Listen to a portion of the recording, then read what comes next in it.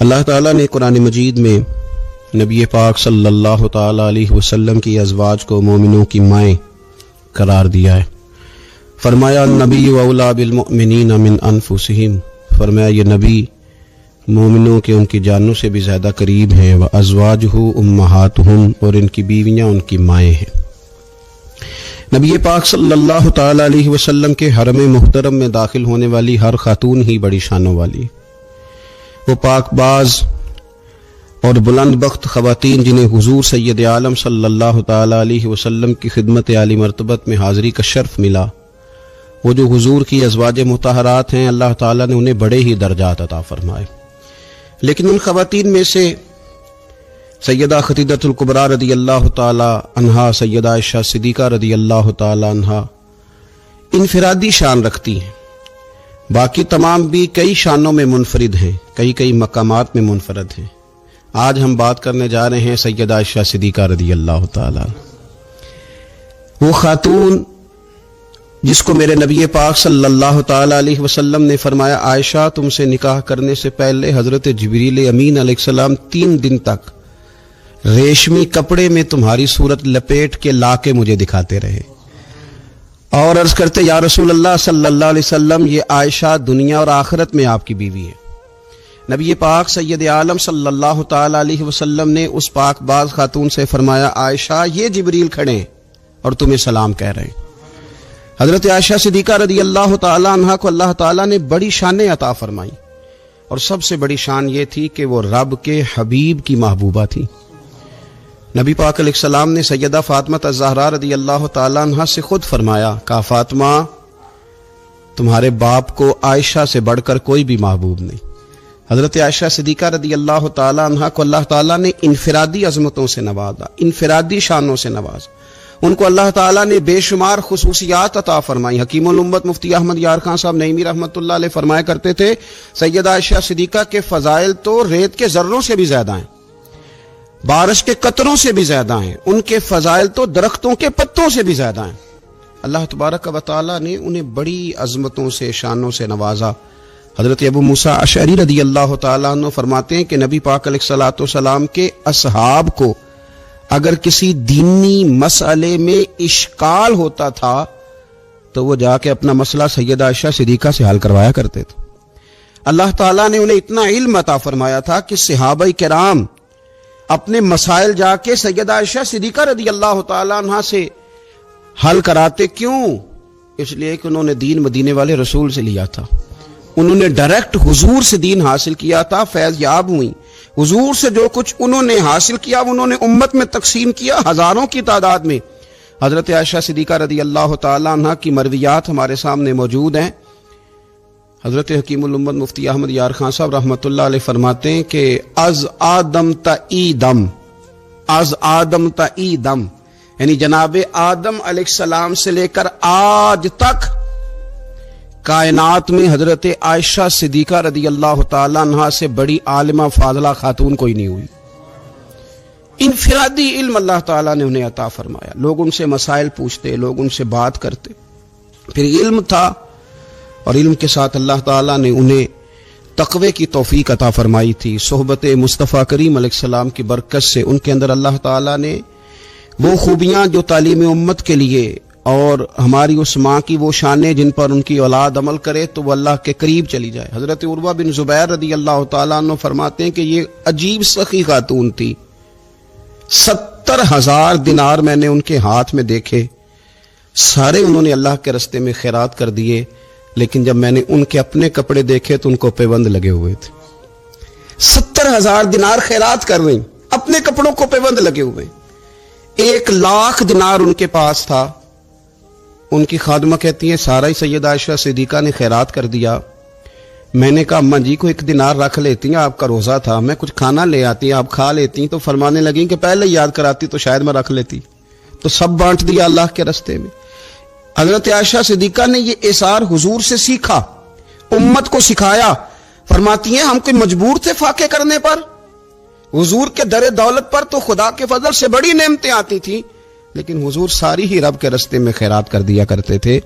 ان کے اندر پھر اتنا ایثار کا جذبہ پیدا ہوا، اتنا انہوں نے ساری زندگی اتنی خیرات کی، اتنا ایثار کیا کہ گنبد خضرا کا وہ حجرہ نور جس میں حضور علیہ السلام کا وہ نورانی مزار ہے جس پر 70,000 فرشتے صبح درود و سلام پڑھتے ہیں، 70,000 شام کو پڑھتے ہیں، وہ حضرت عائشہ صدیقہ کی ملکیت تھا۔ سیدہ عائشہ صدیقہ رضی اللہ تعالیٰ عنہ فرماتی ہیں اس میں حضور کی مقدس تدفین ہوئی، پھر میرے والد حضرت سیدنا ابو بکر صدیق کی تدفین ہوئی، پھر ایک قبر کی جگہ باقی تھی میں نے اپنے لیے رکھی ہوئی تھی، لیکن قربانی کا جذبہ ایسا تھا، اثار کا جذبہ ایسا تھا کہ جناب عمر کو زخم لگا، انہوں نے اپنے بیٹے کو بھیج کے کہا کہ اماں جی سے پوچھو میرا بھی دل کرتا ہے کہ میں حضور کے قدموں میں سیدنا صدیق اکبر کے پہلو میں لیٹ جاؤں۔ حضرت عبداللہ ابن عمر کہتے ہیں میں نے جا کے کہا تو وہ رو پڑی، کہنے لگی کوئی اپنی قبر کی جگہ کسی کو نہیں دیتا، اور عمر سے کہنا جاؤ میں نے تمہارے لیے احسار کیا۔ اتنا جذبہ قربانی کا ان کی طبیعت میں پیدا ہوا، اور پردے کا یہ حال تھا، امت کی بیٹیوں کو انہوں نے با پردہ اور با وقار رہنے کا یہ انداز بتایا کہ سیدہ عائشہ صدیقہ فرماتی ہیں حضور سید عالم علیہ السلام میرے حجرے میں تدفین ہوئی، حضور کا وصال ہوا، وہیں دفن ہوئے تو میں بغیر پردے کے جاتی تھی، حضور میرے شوہر ہیں، اور پھر جب وہاں جناب صدیق اکبر کی قبر مبارک بنی تو وہ میرے والد تھے، میں بغیر پردے کے جاتی تھی، اور جب وہاں حضرت عمر رضی اللہ تعالیٰ عنہ کی قبر بنی تو پھر میں نے پردہ کر کے جانا شروع کیا، اس لیے کہ عمر میرے لیے محرم نہیں تھے، میں پردہ کر کے جاتی تھی۔ تو حضرت عائشہ صدیقہ امت کی بیٹیوں کو بتاتی ہیں کہ میں تو مزار پہ جاؤں تو پردہ کر کے جاتی ہوں، میں تو حضرت عمر کے مزار پہ جاؤں تو پردہ کر کے جاتی ہوں، اور تم بغیر پردے کے بازار چلی جاتی ہو، وہاں تم چلی جاتی ہو، سرے عام چلی جاتی ہو۔ یہ معیار دیا حضرت عائشہ صدیقہ رضی اللہ تعالی عنہا نے امت کی بیٹیوں کو۔ عبادت انہوں نے اس طرح کی، تقوی ان کا اس طرح کا تھا کہ آپ کے بھانجے فرماتے ہیں کہ ساری رات ہی وہ اللہ کی بارگاہ میں حاضر رہتی تھی، ساری رات ہی مصلی آباد رہتا تھا۔ پھر بھی ایک دفعہ حضور کی بارگاہ میں عرض کیا انہوں نے، یا رسول اللہ میری بخشش کی دعا کر دیں، میرے گناہوں کی معافی کی دعا کر دیں، یہ عاجزی ہے۔ تو نبی پاک علیہ الصلوۃ والسلام نے دعا کر دی، اے اللہ عائشہ کے ظاہری بھی معاف کر دے، باطنی بھی معاف کر دے، اگلے بھی معاف کر دے، پچھلے بھی معاف کر دے۔ اتنی خوش ہوئی کہ مسکراتے مسکراتے حضور کی گود میں آ گئی۔ صحیح ابن حبان میں موجود ہے کہ نبی پاک نے فرمایا عائشہ اس دعا پہ تو بڑی راضی ہوئی ہے نا؟ یا رسول اللہ میں بڑی راضی ہوئی ہوں۔ تو دیکھنا حضرت عائشہ صدیقہ کے صدقے امت پر کتنا کرم ہو رہا ہے۔ حضور نے فرمایا تو بڑی راضی ہوئی ہے نا یہ دعا سن کے کہ اللہ اس کے ظاہری بھی معاف کر دے، باطنی بھی معاف کر دے، اگلے بھی معاف کر دے، پچھلے بھی معاف۔ حضور میں بڑی راضی ہوئی ہوں۔ تو حضور فرمانے لگے مجھے اللہ کی عزت کی قسم میں یہ دعا اپنی ہر نماز میں اپنے ہر امتی کے لیے کیا کرتا ہوں۔ یہ ہمیں حضرت عائشہ صدیقہ کے صدقے یہ دعا نصیب ہو رہی ہے۔ غریبوں کا بھلا کر رہی ہیں سیدہ عائشہ صدیقہ، اپنی اولاد کا بھلا کر رہی ہیں، امت کا بھلا کر رہی ہیں۔ حضرت عائشہ صدیقہ رضی اللہ تعالیٰ عنہ سخت گرمی میں بھی عرفہ کے دن کا روزہ رکھا ہوا تھا، اپنے اوپر پانی چھڑک رہی تھی۔ تو کسی نے کہا ماں جی اس گرمی میں روزہ رکھنے کی اور نفلی روزہ رکھنے کی کیا ضرورت تھی؟ تو آپ فرمانے لگی تمہیں پتہ ہے حضور نے فرمایا جو عرفہ کے دن کا روزہ رکھے گا اس کے سارے سال کے گناہ معاف کر دیے جائیں گے۔ تھوڑی دشواری ہوئی تو کیا ہوا؟ اس کیفیت کے ساتھ حضرت عائشہ صدیقہ رضی اللہ تعالیٰ عنہ کو اللہ تبارک و تعالیٰ نے شان عطا فرمائی، عظمتوں سے نوازا، ان کو اللہ نے بڑی بلندیوں سے نوازا۔ حضرت عائشہ صدیقہ رضی اللہ تعالیٰ عنہ نہ بطور ناز کے فرمایا کرتی تھی، کہتی تھی 10 خوبیاں لوگوں مجھے وہ ملی ہیں جو میرے علاوہ کسی حضور کی زوجہ کو نہیں ملی۔ سب کی الگ الگ خصوصیات ہیں نا، سب کی الگ الگ شانیں، انفرادیت ہے۔ فرماتی تھی 10 چیزیں مجھے ایسی ملی ہیں جو میرے علاوہ کسی کو نہیں ملی۔ اماں جی وہ کون سی؟ تو فرمانے لگی میرے علاوہ حضور نے کسی کنواری عورت سے نکاح نہیں کیا۔ پھر فرمانے لگی میرے علاوہ حضور کی کوئی بیوی ایسی نہیں، کوئی اہلیہ ایسی نہیں جس کا باپ بھی مہاجر ہو، جس کی ماں بھی مہاجر ہو۔ اور پھر فرمانے لگی لوگو اللہ تبارک و تعالیٰ کا کرم دیکھو، رب کریم نے میری برات اور میری پاک دامنی کا اعلان عرش سے جاری فرمایا ہے۔ عرش سے حضرت عائشہ صدیقہ کے بارے میں 18 آیتیں سورہ نور کی نازل ہوئی۔ پھر سیدہ عائشہ صدیقہ رضی اللہ تعالیٰ عنہ فرمانے لگی میں ہی وہ خاتون ہوں کہ نکاح سے پہلی ریشمی کپڑے میں لپیٹ کے حضرت جبریل میری صورت لا کے حضور کو دکھایا کرتے۔ پھر فرمانے لگی میں ہی وہ عورت ہوں، میں ہی وہ حضور کی اہلیہ ہوں کہ جس برتن سے حضور غسل کرتے تھے مجھے بھی اسی سے غسل کرنے کا شرف حاصل ہو جاتا تھا۔ پھر فرماتی ہیں لوگوں یاد رکھو میں ہی نبی پاک صلی اللہ تعالی علیہ وسلم کی وہ بیوی ہوں کہ میں حضور کے سامنے سوئی رہتی تھی، حضور تہجد کی نماز پڑھتے رہتے تھے، گویا جو انوار و تجلیات تہجد کے وقت وہاں نازل ہوتے تھے مجھے بھی اس میں سے خیرات ملا کرتی تھی۔ حضرت عائشہ صدیقہ رضی اللہ تعالیٰ عنہ فرماتی ہیں یہ میرا ہی مقام ہے کہ حضور میرے بستر میں ہوتے تھے اور حضور پر وہی نازل ہو جایا کرتی تھی۔ پھر ارشاد فرماتی ہیں کہ نبی پاک صلی اللہ تعالی علیہ وسلم نے مجھے ہی وہ مقام دیا کہ حضور کا نورانی وجود میری گود میں تھا جب نبی پاک نے وصال فرمایا۔ فرمانے لگی یہ بتاؤ شیر کی مونچھ کو ہاتھ کون لگائے گا، کہنا کس نے ہے، بندہ بھی تو ڈھونڈو نا۔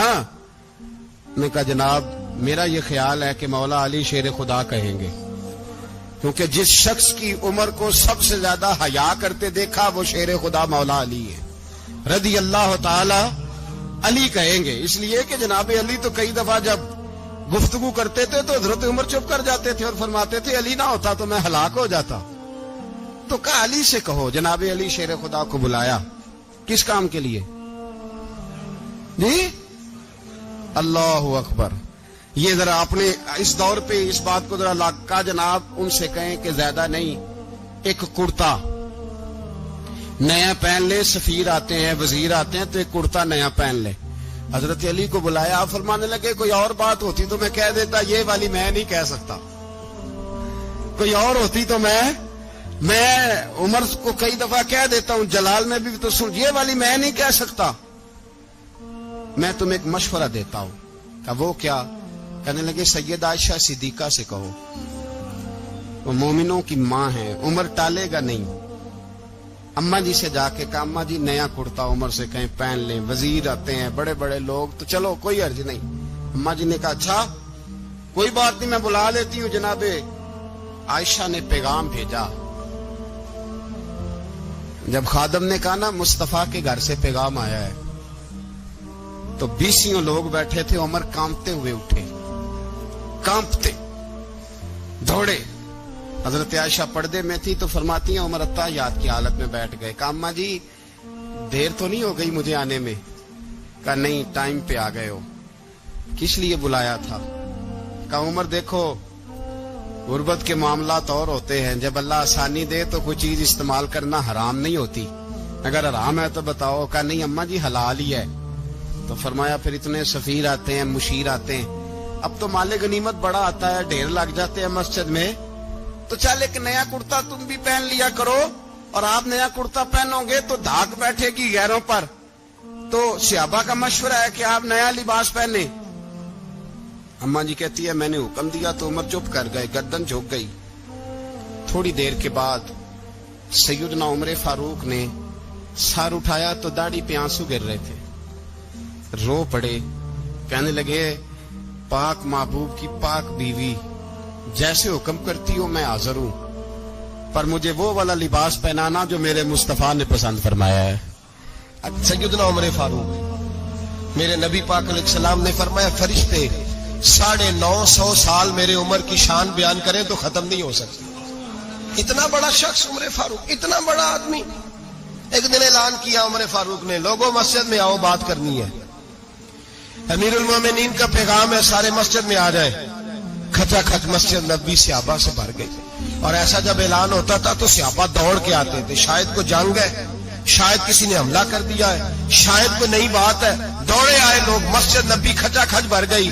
سیدنا فاروق اعظم رضی اللہ تعالیٰ عنہ ممبر پہ بیٹھے، حضرت عبد الرحمن ابن عوف رضی اللہ تعالیٰ عنہ فرماتے ہیں کہ صحابہ تجسس کے دیکھ رہے ہیں کہ پتہ نہیں کسی طرف سے پیغام نہیں آ گیا، کوئی کافر حملہ نہیں کرنے لگا، اللہ جانے کیا ہوا ہے، بڑی پریشانی ہے۔ عمر بیٹھے، اللہ کی حمد کی، نبی پاک صلی اللہ علیہ وسلم پر درود پڑھا، اور پھر عمر فاروق بولے، فرمانے لگے میں جب مکے میں رہتا تھا نا تو کبھی گھر میں قحط آ جاتا تھا، کبھی قحط آتا تھا گھر میں، بکریوں کے دودھ خشک ہو جاتے تھے، گندم نہیں ملتی تھی، پانی نہیں ہوتا تھا، تو فرمایا میری اماں مجھے خالہ کے گھر بھیج دیتی تھی۔ قبیلہ بنو مخزوم، اس قبیلے میں میری خالہ کی شادی ہوئی تھی تو وہ مالدار لوگ تھے، ان کے پاس زیادہ بکریاں، زیادہ اونٹ، زیادہ گائے، زیادہ کھیت تھے، حضرت عمر فاروق فرمانے لگے میں ان کے گھر جاتا تو میرے خالو سمجھ جاتے کہ عمر کو اس لیے بھیجا گیا ہے کہ قحط آ گیا ہے. فرماتے ہیں وہ مجھے سویرے بکریاں چرانے لے جاتے, شام تک میں ان کی بکریاں چراتا. امیر المومنین عمر, ایک طرف مسئلہ یہ ہے کہ کیسر و کسرا کی دیواریں ہل رہی ہیں عمر کے نعروں سے, اور ادھر عمر منبر پہ بیٹھ کے خطبے دے رہے ہیں. فرماتے ہیں میں بکریاں چراتا, شام تک خالہ کے گھر جا کے مزدوری کرتا, اور فرماتے ہیں شام ہوتی تو ایک مٹھی کشمش مجھے دیتے وہ. آپ فرماتے ہیں میں بڑے قد والا تھا, ایک مٹھی کشمش ملتی ہے, کبھی ایک مٹھی کھجوریں, میں شام کو کھا کے سو جاتا. کئی مہینے یوں ہی گزرتے تو میری اماں کا پیغام آتا کہ حالات صحیح ہو گیا, میرے بیٹے کو بھیج دو.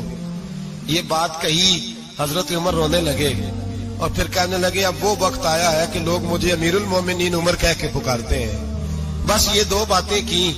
عمر نے کہا چلو ظہر کا وقت ہو گیا, اذان پڑھو, اٹھو نماز پڑھے, اٹھو. اذان ہوئی, اقامت ہوئی, جناب عمر نے نماز پڑھائی, لوگ چلے گئے تو سیدنا عبد الرحمن ابن عوف جرانہ تھا جناب عمر سے, بازو پکڑ کے کہنے لگے عمر سیاڑا بندہ یار تو یہ دو باتیں سنانے کے لیے اتنا مجمع اکٹھا کیا تھا, یہ دو باتیں کہنے کے لیے کہ میں خالہ کے گھر جا کے مزدوری کرتا تھا تو ایک مٹھی کشمش ملتی تھی, ایک مٹھی کھجورے, یہ کہنے کے لیے کہ میں بکریاں چرایا کرتا تھا. تو حضرت عمر فاروق رضی اللہ تعالیٰ عنہ پھر روئے, پھر آنکھوں میں آنسو آئے. کہنے لگے عبد الرحمن آج نا مصر شام سے کچھ لوگ آئے تھے اور وہ بتا رہے تھے کہ عمر تیرا ڈنکا وہاں بھی بڑا بجتا ہے. وہ مجھے کہہ رہے تھے تیرے نام کے وہاں بھی بڑے دبدبے ہیں, بڑے تذکرے ہیں. تو میرا نفس مجھے کہہ رہا تھا عمر دیکھا تو یہاں بیٹھا ہے اور وہاں تیرے نام کا شور ہو رہا ہے, مجھے اس نے بڑا کیا ہے. تو میں نے آج مصطفیٰ کے سارے غلام اکٹھے کر کے اپنی اوقات بتا دی ہے. میں نے اپنی اوقات بتائی ہے کہ میں کچھ نہیں, کوئی شے نہیں, کوئی چیز ہی نہیں, اسی کسے تے کچھ نہیں جے لگ دے, نہ کوئی ساڈا دردی. میں نے بتایا ہے کہ میں تو کسی کے بکریاں چرا کے ایک مٹھی کشمش لے کے گزارا کیا کرتا تھا. گزارا مجھے میرے کچھ ساتھی نا لے گئے گجرانوالا سردیوں کے موسم میں, مجھے کہنے لگے سویٹر پسند کر لیں اپنی مرضی کا. تو میں نے کہا یار مجھے تو وہی مزہ آتا ہے جو میری اماں کروشیے سے بنایا کرتی تھی, وہ پہلے ابا پہنتے تھے, پھر وہی سویٹر بڑا بھائی پہنتا تھا, پھر ہمارے کھاتے میں آ گیا. اور پھر اس کی تعریفیں ہوتی تھی غربت چھپانے کے لیے, اس کی تعریفیں ہوتی تھی بڑی محنت سے بنا ہے جی, کیا بات ہے, بڑا گرم ہے, تو اب چھوٹے بھائی کو دے دیا جائے. ہم نے کہا وہی زمانہ دیکھا ہے, وہی رنگ دیکھا ہوا ہے اور اس پر فخر ہے.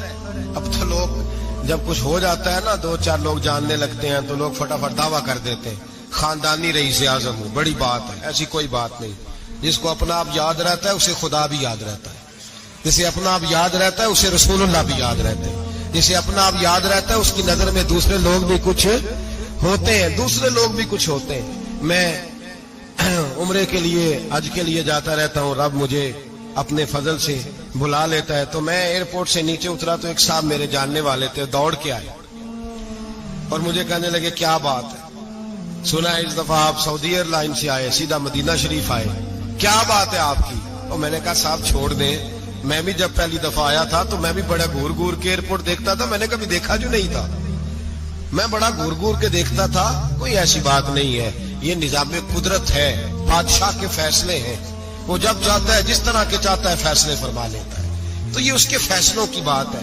ہم لوگ نا جس حیثیت پہ ہوتے ہیں وہیں رہ جاتے ہیں, پچھلی بات بھول جاتے ہیں. اس لیے ہم چاہتے ہیں جو بھی ہمیں ملے جھک کے ملے, جو بھی آئے, اور یہ میرا آپ کا سب کا مشترکہ معاملہ ہے. میرے نبی پاک صلی اللہ تعالی علیہ وسلم نے صحابہ سے پوچھا تمہیں بتاؤں جنت کے بادشاہ کون ہوں گے؟ جنت کے عام لوگ نہیں, جنت کے, بولیے گا ذرا, جنت کے اللہ بادشاہ. جنت میں تو جانا بڑی بات ہے, حضور جنت کا بھی بادشاہ. ابن ماجہ میں لفظ ہے. تمہیں پتہ ہے جنت کے بادشاہ کون ہوں گے؟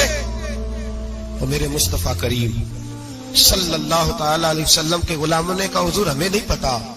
تو حضور نے فرمایا جنت کے بادشاہ وہ لوگ ہوں گے جنہیں دنیا میں کوئی بھی نہیں جانتا تھا, جن کے کپڑے سادے ہوتے تھے, جو غریب لوگ ہوتے, جو سفارش کرتے تھے تو ان کی قبول کوئی نہیں کرتا تھا, جو کسی کے ساتھ جاتے تھے تو ان کو مانتا کوئی نہیں تھا. تو آ کے حضرت نوح سے کہنے لگے اب ہم کیا کریں؟ تو کیا کہا حضرت نوح نے؟ فرمایا فَقُلْ تُسْتَغْفِرُوا رَبَّكُمْ. آپ نے فرمایا اپنے رب سے استغفار کرو، اپنے رب سے. انہوں نے قحط کی بات کی، انہوں نے کہا کہ کھیتیاں اجڑ گئی ہیں، بارش نہیں ہو رہی، قحط کی بات کی. آپ نے کیا کہا؟ استغفار کرو. کیوں کہ انہو کان غفارا، بے شک اللہ بڑا ہی بخشنے والا. وہ کیا کرے گا؟ یرسل السماء علیکم مدرارا، وہ تم پر موسلا دار بارش برسائے گا. جب تم استغفار کرو گے تو اللہ موسلا دار بارش برسائے گا. وَيُمْدِدْكُمْ، اور وہ تمہاری مدد کرے گا. استغفار کرنے والے کی اللہ کیسے مدد کرے گا؟ بِأَمْوَالٍ وَبَنِينَ، تمہیں مال بھی عطا کرے گا اور بیٹے بھی عطا کرے گا. بارش بھی دے گا استغفار کرنے والے کو، اور مال اور اولاد سے اس کی مدد بھی کرے گا. وَيَجْعَلْ لَكُمْ جَنَّةٍ وَيَجْعَلْ لَكُمْ أَنْهَارًا، اللہ تمہیں جنت بھی عطا کرے گا اور تمہیں نہریں بھی عطا فرمائے گا. تمہارے لیے جنت بھی بنائے گا، انہار بھی بنائے گا. توبہ کا، استغفار کا تمہیں یہ فائدہ ملے گا. ایک استغفار، ہمارے بزرگوں نے وہ لکھا ہے کہ جب انسان کو اللہ نعمتیں دیتا ہے تو پھر رب کا حکم ہے کہ اس پر شکر بھی کرے. نعمتوں پر اللہ کا شکریہ نہ کرنے پر بھی استغفار کرنا چاہیے. اے اللہ تو نے بڑا کچھ دیا تھا پر میں شکر ادا اس پر بھی. ہمارا تو اب یہ حال ہے کہ جو ہمارے پاس چیزیں ہیں وہ ہم کہتے ہیں یہ تو میرا حق تھا، لیکن جو نہیں وہ مجھے فٹافٹ ملنی چاہیے. مطلب اگر میرے پاس صحت ہے تو اس کو میں اپنا حق سمجھ لیتا ہوں کہ یہ تو میرا، یہ چونکہ ٹھیک ہے جی، یہ تو صحیح ہے، تندرستی ہے یہ تو ٹھیک ہے، لیکن کار کوئی نہیں، وہ ذرا مل جانی چاہیے. اولاد تو میرے پاس ہے، وہ تو میرا حق تھا، میرا رائٹ تھا، معاذ اللہ وہ تو ہم نے حق بنا لیا. اور میرے پاس بنگلہ کوئی نہیں، وہ مجھے فٹافٹ مل جانا چاہیے.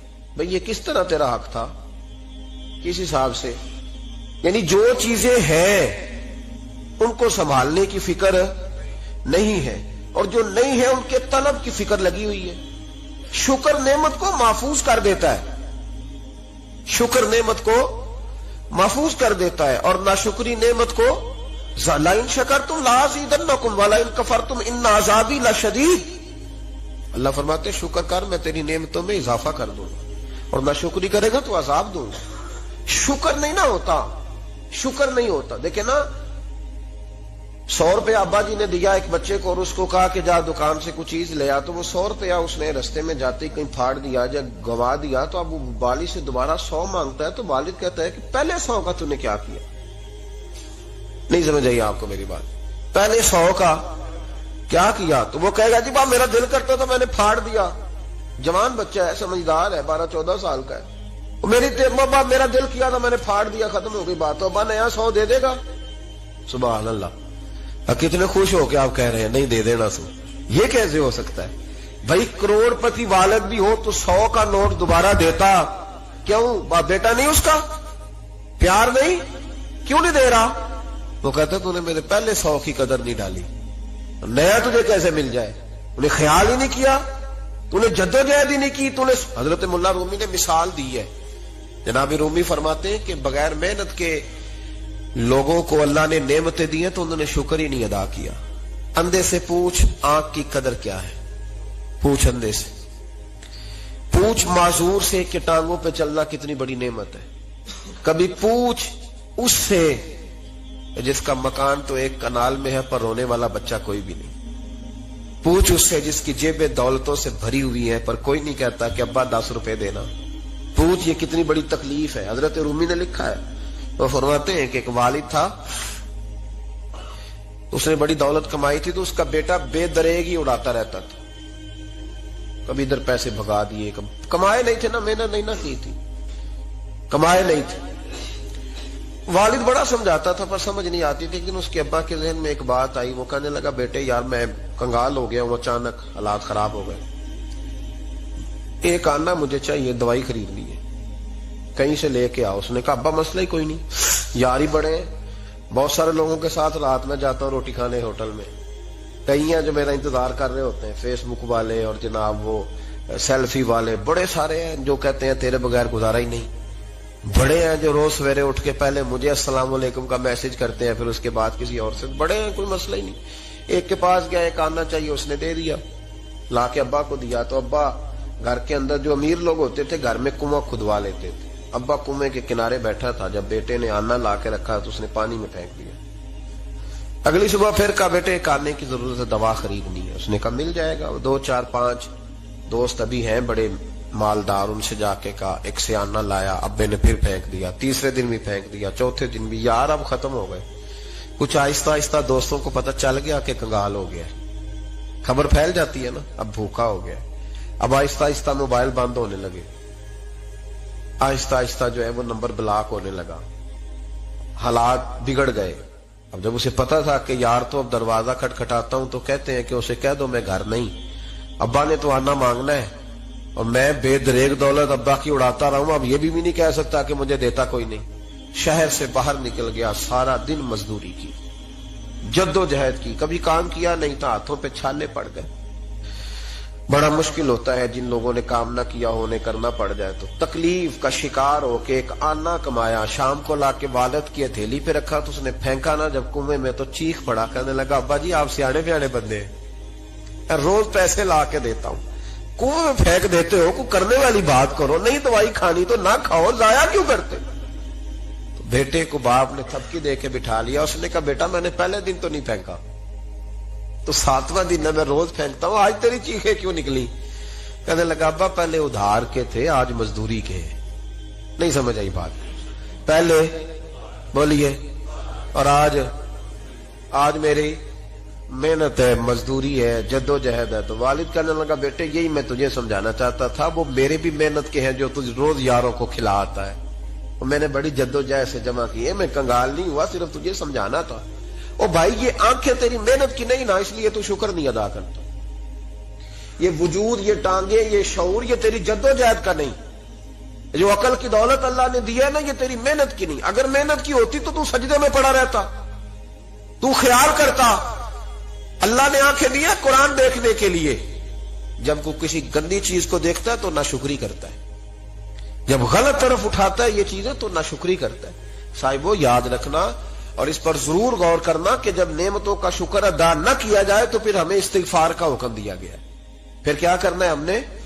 استغفار کہ یا اللہ ہم تیری نعمتوں کا شکر ادا نہیں کر سکے تو ہمیں معاف فرما دے، تو ہم سے درگزر فرما، معاف فرما. ایک استغفار اس بات کا ہے کہ دیکھیں نا، یہ رسول پاک علیہ السلام کا فرمان، یہ حدیث امام راضی نے لکھی ہے، اور نبی پاک کی فرمان کے لحاظ سے جو چیز ہمارے سامنے آئے نا اس پر ہماری آنکھیں بھی کھل جانی چاہیے، دل بھی کھل جانا چاہیے کہ کوئی خاص ہی بات تھی جو حضور نے بیان فرمائی صلی اللہ علیہ وسلم.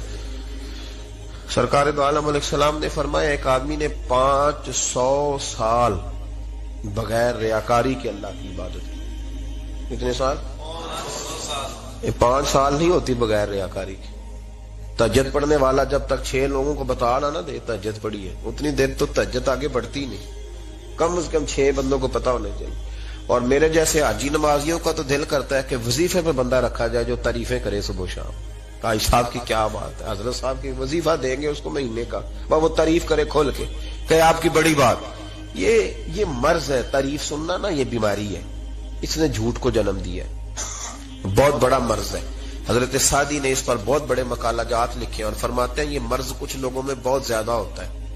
ایک امیروں میں، امیر لوگ ناراض نہ ہو جائیں پر انہوں نے کہا ہے تو کوئی حکمت ہوگی نا، امیروں میں تعریف سننے کا مرض بہت زیادہ ہوتا ہے. فرماتے ہیں ایک بادشاہوں میں اور تیسرا عورتوں میں، ان میں یہ بیماری بہت زیادہ ہوتی ہے. کوئی تعریف نہ کرے تو خود اپنی کرنی شروع کر دیتے ہیں، خود ہی کہہ دیتے ہیں کہ کیا بات سی میرے ابا جی تے وہ تے 100 حال چلدا سی تے 150 بندہ ٹکر کر ابا جی دی چھڈ تو دس تیرے کنے چل دے، تیرے کو کنے بندے روٹی کھاندے، اپنی بات کرنا. اقبال کہتا تھے تو وہ آباد تمہارے ہی مگر تم کیا ہو، ہاتھ پہ ہاتھ درے منتظر فردا. ابا جی کی دادا جی کے چھوڑ اپنی کر، ہمیں تو تیرا پتہ ہے تو اپنی بات کر، تیرے اندر بھی کوئی چیز ہے کہ نہیں. ابا دادا تو سب کے بڑے ہیں، حضرت آدم کی اولاد ہے تو حضرت آدم نبی تھے، تو باپ دادا تو سب کے بڑے بڑے ہی ہیں.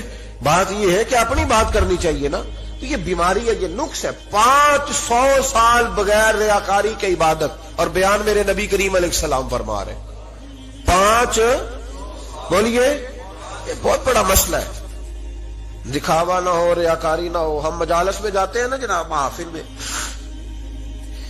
تو لسٹ ملتی ہے، یہ چوہدری صاحب نے صدارت ہے، انہوں نے خصوصی تعاون کیا ہے، تو یہ فلانے صاحب ہے، تو ان کا بھی نام لینا ہے. تو میں کبھی کبھی کہہ دیتا ہوں کہ یار آپ نے تو کہا تھا یہ نبی پاک کی تعریف کی محفل ہے، اور یہاں آپ نے لسٹ لگا دی ہے پوری تعریف کرنے والوں. کچھ ضروری ہے کسی کا نام لینا اور اس کا جناب ذکر کرنا اور اشتہار پہ اس کی فوٹو آنا؟ یہ کچھ ضروری ہے؟ ویسے بھی کوئی اچھا لگتا ہے کہ نبی پاک کے نام کی محفل اور میں کہوں میں صدارت کر رہا ہوں؟ ڈرنا چاہیے نا مجھے اللہ تعالیٰ. حضور کی محفل اور میری صدارت، اس پر کبھی غور کریں. اگر کوئی راہ طریقت کا مسافر ہوگا تو تڑپ جائے گا کہ نبی پاک کے نام کی محفل اور سرپرستی ایک ایسے آدمی کی جس کو وضو تک نہیں کرنا آتا. کیا معنی دار ہے؟ وہ دھندا ہے معاذ اللہ تعالیٰ، جس کا جو دل کرے وہ کرتا جائے. 500 سال بغیر ریاکاری کی عبادت کی، 500 بڑا مشکل ہوتا ہے. حضور فرماتے ہیں یہی بندہ جب اللہ کے حضور کھڑا کیا جائے گا تو رب کریم اس سے کہے گا کہ چلو اس کو میرے فضل سے جنت میں لے جاؤ. تو عرض کرے گا مالک فضل تو ٹھیک ہے پر 500 سال لگائے ہیں میں نے. 5 وہ مولوی صاحب میری طرح کے بیچارے جو امام مسجد ہوتے ہیں نا، تو وہ بھی کہتے ہیں جب میں آیا تھا تو 30 بچے تھے مسجد میں، اب 80 ہو گئے. اور بھائی یہ بندوں کو بتانے کی کیا ضرورت ہے؟ یہ تو اللہ کی رضا کے لیے ہے نا، تو چھوڑ اس میں اتنا تذکرہ کرنے کی کیا حاجت. 500 سال جس نے لگائے، بول پڑا یا اللہ 500 سال لگائے اور تو کہتا ہے کہ اس کو میرے فضل سے لے جاؤ. تو رب کریم نے فرمایا چلو کوئی نہیں، پھر انصاف کر لیتے ہیں. الٹی آنکھ کی روشنی نکال کے ترازو کے ایک پلڑے میں رکھو اور 500 سال کی بغیر ریاکاری کی عبادت دوسرے پلڑے میں رکھو. کبھی اس مریض سے پوچھنا جس کو ڈاکٹر کہہ دیتا ہے کہ تیری آنکھ کا علاج نہیں ہو سکتا. بے بس ہوتے ہیں ڈاکٹر، جواب دے جاتا ہے شعور. پوچھ کبھی اس شخص سے کو کہتے ہیں بس جناب اب آپ اپنی آنکھیں موجود ہونے کے باوجود آپ دیکھ نہیں سکتے، اتنی موٹی آنکھ لگی ہوئی ہے، لیکن روشنی اللہ چاہے تو دیتا ہے، نہ چاہے تو نہیں دیتا. 5 ایک آنکھ کی روشنی ایک پلڑے میں رکھ لو اور دوسرے میں 500 سال کی عبادت رکھ دی. اللہ اکبر. تو رب کریم نے فرمایا اب تولو. جب تولی تو وہ عبادت تھوڑی تھی اور ایک نعمت زیادہ تھی. اللہ نے فرمایا یہ تو بھائی اس کو تو 500 سال دیے تھے، یہ تو ایک نعمت کا شکر نہیں ادا کر سکا، پکڑو اس کو دوزخ میں ڈالو. ایک کر کے کیا آیا ہے؟ پکڑو جہنم میں ڈالو، اس کو لے چلو. ترمذی شریف کے لفظ ہے، نبی پاک نے ہمیں سمجھایا اور ایک جملے میں ساری بات ختم کر دی. حضور فرمانے لگے تو اللہ کی تھوڑے دیے ہوئے رزق پہ راضی ہو جا، وہ بھی تیری تھوڑی عبادت سے راضی ہو جائے.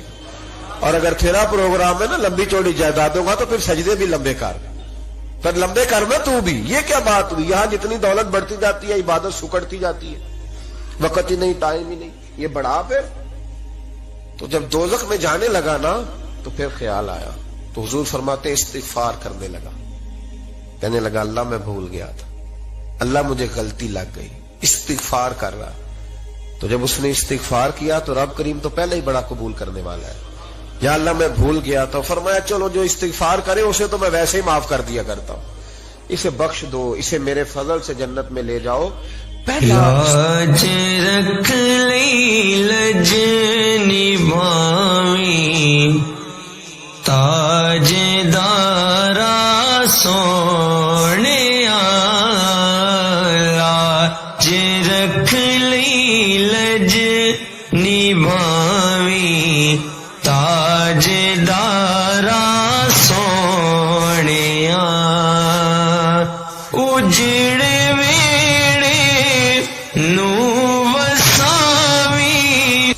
ہمارے بزرگ نے ایک مراقبہ کراتے تھے. مراقبہ ان فی خلق السماوات والارض واختلاف اللیل والنہار لآیات لأولی الالباب. مراقبہ ہوتا تھا اللہ کی نعمتوں پر غور کرنے کا نام. تو اکیلا بیٹھ، گردن جھکا اور غور کر خدا کا فضل کتنا ہے اور میری اس میں محنت کتنی، اس کا شمار کر. اس طرح کر کے 2 خانے بنا، ایک خانے میں اللہ کی نعمت رکھ اور دوسرے میں پھر اپنی محنت رکھ. اس کو کہتے ہیں مراقبہ. یہاں سے مراقبہ سٹارٹ ہوتا ہے. اور اگر تو شکر ادا کر رہا ہے تو پھر ٹھیک ہے، ورنہ پھر استغفار کر. پھر اللہ کے حضور معافی مانگ, پھر اس کے حضور آہوزاری کر, پھر اس سے کہہ کہ وہ معاف کرے. ہم لوگ یہ والا مراقبہ نہیں کرتے, اس لیے جو چیز ہے وہ تو میرا حق تھا, مجھے فٹافٹ دوسری بھی چاہیے. استغفار کریں اس لیے کہ ہم شکر ادا صحیح طور پر کر سکے. پھر اس کے بعد دوسرا استغفار اس وقت ہوتا ہے اللہ اکبر کہ جب انسان باشعور زیادہ ہو پر بے عمل بھی اتنا ہی زیادہ ہو, اسے بھی استغفار زیادہ کرنا چاہیے. آپ میرے سمیت کسی بھی آدمی کو چھیڑیں گے نا تو دنیا اور مافیہ کی وہ باتیں کرے گا, لیکن جب اس کا عمل دیکھا جائے گا تو کچا سا, پلپلا سا, کمزور سا. یعنی ایسے لوگ ہیں جو ماں باپ کی عظمت پر 6 گھنٹے تقریر کر سکتے ہیں, لیکن اگر ان کی اماں سے جا کے پوچھا جائے کہ بیٹے کا حال کیا ہے جی, تو کہتے ہیں بڑی تکلیف میں ہوں, اپنے بیٹے کے سبب سے وہ بڑی آزمائش کا شکار. بھئی تیری 6 گھنٹے کی تقریر کا معنی کیا ہوا؟ تو لفظوں کے گورکھ دھندے کا ماہر ہے. لفظ, میں ادھر گیا ہوا تھا بڑی دور پنجاب کے ایک شہر میں, تو ایک صاحب مجھے کہنے لگے کہ میری 21ویں سالانہ محفل ہے. میں نے کہا آپ نماز پڑھتے ہیں؟ کہتے نہیں. تو میں نے کہا محفل کا کیا معنی رکھا ہوا ہے آپ نے؟ یہ کیا ہے, رسم ہے؟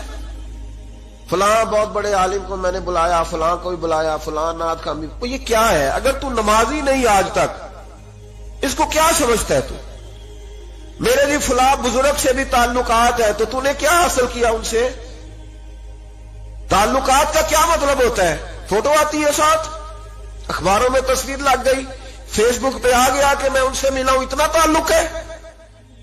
یہاں تو بھائی خوشبو کے قریب سے بندہ گزر جائے تو خوشبو آنے لگ جاتی ہے. انہیں پایا کیا؟